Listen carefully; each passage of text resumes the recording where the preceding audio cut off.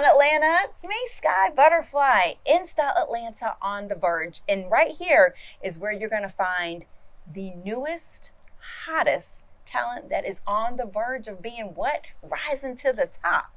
Because that's how we do right here. And I want to share my experience with you. And today is a day like none other with my girl, Miss Bonita Jalane, who is in the building. And I got to tell you, she is absolutely gorgeous. No, and I'm feeling the shirt. That was the first thing that I said when she walked into the room. You did. Now, I got to go down this list because, now, first off, you have worked with so many people. You have performed with Chris Brown, Trey Songz, Monica, Fantasia, Biz Markie, and that's just a few. I did not note all of the artists. Yes. And you are literally a hidden gem. Aww. Your voice is absolutely beautiful. I have been following you for years. I've seen you perform. We share a common interest. Yes. We're both Jeep girls. Jeep day. Yes. ATL Jeep Live, the shameless little shout out right there. But hold on, the list goes, hold on a second, because you've also opened up for Chrisette Michele and Carl Thomas. That's the most recent, Now, what was that like? Man, it was absolutely amazing. So shout out to Driving Theaters. Actually, a lot of Jeep Life came through to support. But Driving Concerts, Sarayan, who is my sound and road manager, which I love him to death, but he put on a show and it was sponsored. They had the mayor there. It was a lot of people that was there, and I was the only opening act. It was Raheem the Dream was on there, a few other artists that was on there.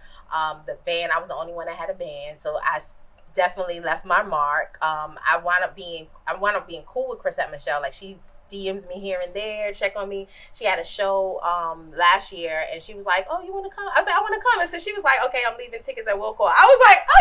Wow. So that's a huge blessing. Especially, I've been looking up to her since I was especially when I first started off, looking up to her and wow. And people will always say "Oh my God, you just got to meet Chrisette Michele." And then when I opened up for her, it was a nice dream come true. So let's go back to the beginning from when you started, because it wasn't like you just popped out your mama's womb and boom, now you're on the stage. But I know that there was a journey. Yeah. So what I want to know is, when did Bonita feel, you know what, music, that's my thing? I mean, since I can remember, I'll be honest with you, I was 5 years old, singing on my choir, and I always saw people singing leads and stuff like that. And I was the youngest on my choir. I wasn't supposed to, but I promised I'll be good. I promised, and all the big sisters on the choir, they were like, "Okay, we got her." So my grandmother was in the audience, and if I was acting up, she would give me that look. And I would be up there singing. So, but my mom and my grandmother said I was holding the note. I was first of all talking at 10 months. So obviously, you had something to say. Exactly. And so they used to hold these notes. I have a family of music. My grandfather used to be in a gospel group and stuff like that. But I used to hold this note at 1 year old, and I will hold it. And it's crazy. When I went to elementary school, my first song was "Somebody Pray for Me," and I was known for holding this long note. Yeah. So that's when I knew, I was like, I want to do this. It seems fun. I feel like I want to be a singer.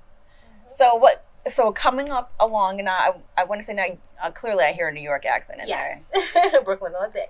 Okay. BK is in the building. So now, were you performing in talent shows? Yes. So start off in the choir, of course, and then every school I would do talent shows. Not only will I be singing, I'll be dancing, choreographing. I was on an usher board. I was on a choir. I was in Japan at 11 years old on my choir. Shout out to Dana Easton and Abundant Life. Then I was on the top choir. Sheepshead Baby won the McDonald's Gospel Fest multiple times. The Howard Burton Children's Choir, we won the McDonald's Gospel Fest. So it's been a long lineage of just being on choirs and singing. And then I think when I turned 11, 12, I was like, I want to sing. And I started a girl group with my cousin and my best friend. So that was fun. What was the name of the group? It was called R&B. My cousin's name is Rarnice. My best friend name was Nicole, and my name was Bonita. So R&B. Yep. And I came up with the name. Yep. Any chance of maybe getting them? No. That was quick. Nip that into the bud. Okay, so you felt that in your soul. You did your competitions and whatnot. So now you are now in the studio, right? In this industry, as I'm sure along the way you have seen some things, and it's hard for women in this industry. I want to know, what were some of the things that made you say, you know what, I don't know if I want to do this anymore? You know what? It's crazy. I've had a lot of those throughout my journey. I will say that, but I will say that I've also been protected. A little, I've definitely been covered. That's why I always say favor. Like in my song, I say you can call it favor because I feel like God's always had favor over me. I've seen certain things, but I started off. I was thrown in there. I started off with Dipset. So my first like real studio like was singing hooks for Dipset. I sung a hook for J.R. Rido, which was Cameron's artist at the time. Then Jewels took me under his wing and he was like, whatever studio time you want. Like I never had to pay for studio time for at least about 3 years. So you had some good males who were around you that took you under their wing. Yeah. I mean, you know, I was always protected. And then my mom was like a phone call away. Like if she couldn't get me on the phone, she literally would call. It would be so embarrassing. Like she would literally call Joelle's phone to somebody and be like, mommy, give me the phone. It was funny. But she was always, her hands was always there. She always made sure that she was present. And they always like, she would bring food and stuff. And she always showed love. So I think that's probably why I was a little bit more protective of me. How old were you then? I would say about 16, 17. Oh, wow. Yeah, because I was still in high young. school. Yep. Okay. So did you just jump right back into music right after you graduated, or did you go on to college? No, I did go to college. My mom, she said if I go to college, she promised that she would support anything. I graduated early, so I literally was in college at 17 years old. And I did not want to be there, especially after working with Dipset. I was in parties that I wasn't supposed to be in. And literally Thug Passions and Amaretta Sours. And I think about it now, like if I would have made it then, like what would have been my message? That's why I said I know that the time and now I've grown a lot. And yeah, it was definitely a fun journey. It was definitely a fun journey. But I was definitely in places I shouldn't have been at that time, but I was protected. So what did you major in? Magazine journalism when I went to college. Yeah, magazine journalism and then marketing. Okay. So have you gotten a chance to do any of that? Or you just been focused? I did intern. It's crazy because I'm an AKA, which is crazy, but I would always get in trouble because on the weekends when we were supposed to do like a lot of community service and events, I would be in New York in the studio. Oh, wow. Juggling both and trying to juggle. And I will say that it was a lot of heartbreak of, I didn't really have the college experience. I'm gonna be honest with you. I did this stuff, but I didn't have the college experience because I was still pursuing my dream. Yeah. But I think that's all a part of my journey of who I am right now. I had to go through that. So you write all of your music. Yes. Where does that inspiration come from?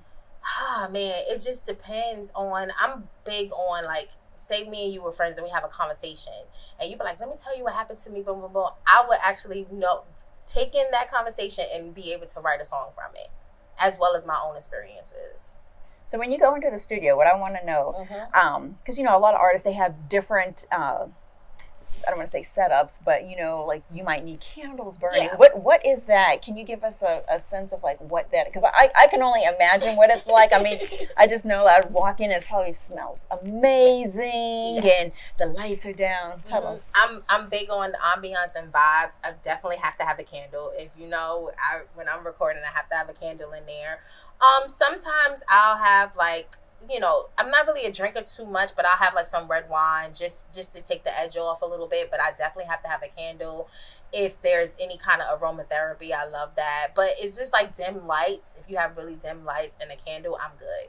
I'm good. And I could just tap into where I'm going. I'm telling you, I could just feel I could just sense the mood, because mood means everything. It does. Now I want to talk about some of the high points, like something where you just felt like you just were just floating. It's like, you know what? It doesn't get any better than this. Oh man, it's still happening. Like it's still happening. Like I feel like every day, even with the low points, I feel like every day is like I'm waking up to like Christmas, a surprise. I'm like, oh, what's tomorrow? Oh, what's gonna happen today? Like I was just saying on the way here, I found out that my single is charting on the Amazon charts. Like I was just like, okay, like what's going on next? It's so many high moments. I'm trying to think of one.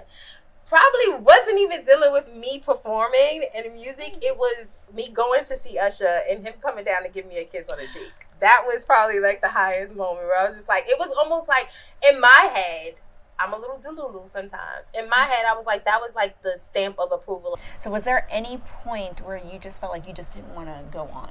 It was just like TikTok was jumping off everything, and I was just like, I was posting videos, but I didn't know what I was doing. I was just like, okay, what do I do next? And I didn't know if I wanted to do music. Then I met this really amazing artist probably a year prior. Her name is Rhea, and we went to the studio. My friend happened to have studio time, and he was like, come through, I got a student, they do some time. And I dropped Unfollow, and after I dropped Unfollow, that's when Big Ray called me, and he said that my song Retro is going to be on the radio. Yes. And I think that was on this journey thus far, the biggest win and the biggest moment. Like, I was crying. It was a happy moment. My mom just happened to be in town. We pulled out my Jeep and heard it come on the radio, and I did not know I was going to react that way. I just was like, okay, it's my first time hearing myself on the radio, but it was like these emotions, but it was all happy tears. It was an overwhelming feel of euphoria. Nothing can make you feel higher than that. I can only imagine.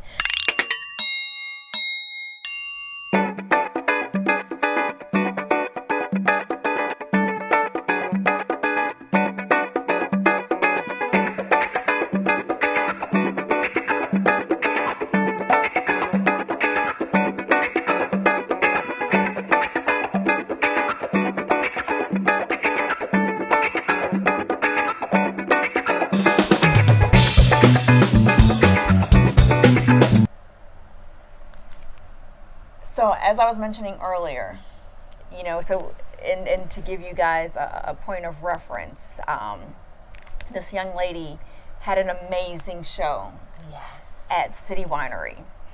And she said, you were surprised that the show was actually sold out. Yeah. And I said, no, sis, don't be surprised. Yeah. And the reason why I say that is, yes, you're amazing, but two, there is something that's missing, right? And like real music. Yeah. Not dissing anything that's going on right now, because that's just the way of the world. Yeah. But for those of us who are so used to a real soulful, just good. Old-fashioned, feel good, yes, bring a tear to your eye music. That's what that, sis, is why I think that venue sold out, because you are filling a void. You don't even understand what that means to me, because no matter, it was sold out. What you just said means, I have chills right now. That means so much more to me, because when I said the prayer, like leaving it, I said, I want people to leave there and feel like they had an experience, feel like they was a part of it, feel like, no, she's not just singing pretty songs, she's actually touching, like she's healing, she's touching people's souls. And that's exactly what I wanted to do when I left on that stage. So when I found that it was sold out, yes, I was surprised, but then I wasn't. It was more so, I didn't even care if it wasn't sold out. All the people that showed up for me was a beautiful thing. Like, I was the same feeling that I had when I heard it on the radio. When you work so hard, and to start seeing the fruits of your labor start to pay off, it feels amazing. It's amazing. Yes. It makes you want to keep going. Yes. So you have got to keep going, Yes. because we need good music. Like I said, when you fill that void, it's all about finding out what is it that people need, and being the answer to the need, and you were our answer. Oh, so, man. Girl, because it's like, goodness. I know me personally, I love live music. Yeah. And the songs on the, okay, cool, they're on the radio, that's what they do, but it's like that said, touching, that being there, the feeling the music, seeing it. It's a beautiful thing, and I think that's my superpower, and I love the fact that I've been blessed. It's not always been easy, I will say that, but I will say I'm happy to be blessed with this gift. And if I can share it, as much as I can share it, as much as you allow me to share it, because I need you to buy the record, I need you to come out to the shows. As long as you continue to do that, I'm going to continue to show up. I mean, I think it is going to be, because you just said you were top of the charts on Prime and all that. Yes. So it's only more to come. More to come. So, which leads me, because now I'm sure our audience wants to know, so what's next? What are you working on next? What are you working on now? So the album is done. It's just basically focusing on the single "So High" that's out right now. Just we wanted to make, and it's doing amazing. It's been out a week. It topped on R&B charts on iTunes.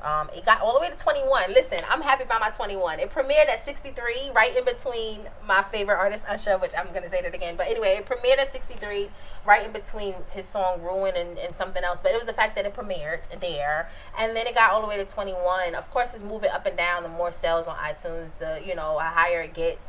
But just the fact that I was on there, I've never been on the charts before. And to see that, I'm still shocked. I'm still on a high from City Winery. So even though my song is called So High, like, you guys have to listen to it. I love it. My album is called KKF, which is called Kept Kissing Frogs. Oh, yes, I do remember you mentioning that. Okay. Oh, we might have to, I want to dip into that. Yes. What's we'll the have to frogs? come back with Yes. that. Definitely dropping this year. It's already done. What I want to do is I want to do a listening, and I want everybody to pick it. I don't want to be the one that picks the next single, the next one. I need everyone to pick the top, because we got like 25, 30 songs, almost 33 songs. We want you guys to pick the top ones, the top 12 that we're going to put on the EP. Oh. For this album. I do want to jump back to the frogs, though. Yes. Do you have a significant other? No frogs. No princes. I'm looking for That's a king. okay. No, I'm not looking. I'm so focused on the music and perfecting my craft and being the best artist, because doing this it takes a lot from me. So whoever comes, and I'm not saying I'm against it, one day that that will happen, hopefully soon. But I'm not questioning. I'm not the author of this story. God is. So whenever he comes, you just better not be a frog. And I'm sure that he won't be, but he definitely needs to come correct. Yes. Because we definitely don't want any little scallywags out there. Because I've had a scallywag.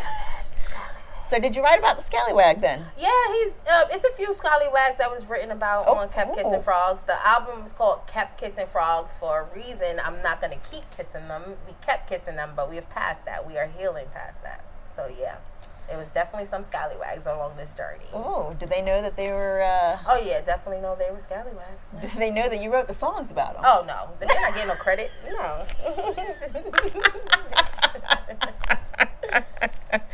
Oh my goodness! Oh, this is great. This is just like having like a girl sister, talk. exactly, like a little sister session. I love this that. because your vibe is just so.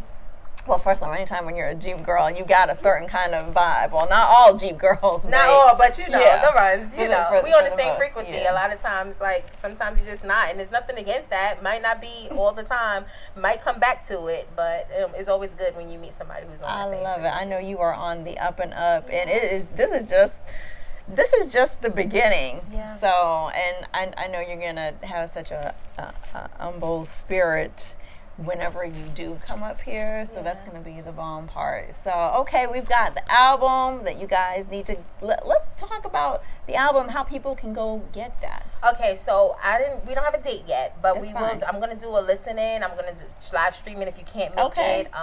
Because like I said, I want you guys to pick it. So I just need you to go get So High, the single that's out right now. I need that to fly away. I need that to be on all the charts. I need that to be the top, so that the people that's running the machines and stuff can be like, okay, who is this independent artist and how come So High is everywhere? I needed to go so high.